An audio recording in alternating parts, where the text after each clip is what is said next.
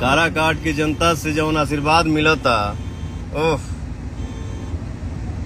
मेहनत तो होता लेकिन मेहनत बुझात नहीं के भाई। ओह ये इसलिए बोलता हूँ ना, आपके प्यार के आगे हर चीज फीका है। अभी एक चाचा मिले, ठीक ना। ये काराकाट लोकसभा क्षेत्र में एक ठू कैथी गांव बा। माई बहिन भैया चाचा छोट भाई बड़ भाई, इतना दुआ मिलता, इतना साथ मिलता, इतना आशीर्वाद मिलता। पानी पवन जी मिलनी ही आशीर्वाद देवे के बाद। आशीर्वाद बाबू, ये देखिए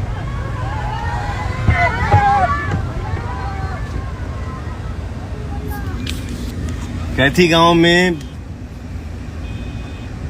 मंदिर पे गईली, हाँ काली माई के मंदिर पे, शंकर भगवान के मंदिर पे। तनी बानी गाड़ी में बड़ी भागम भाग बा, तो सब भाइयों का नाम नहीं ले पा रहा हूँ, फिर भी नहीं, सॉरी मेरा भाई।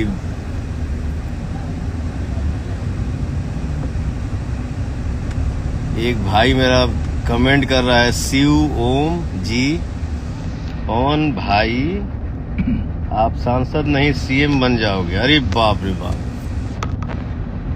आप सब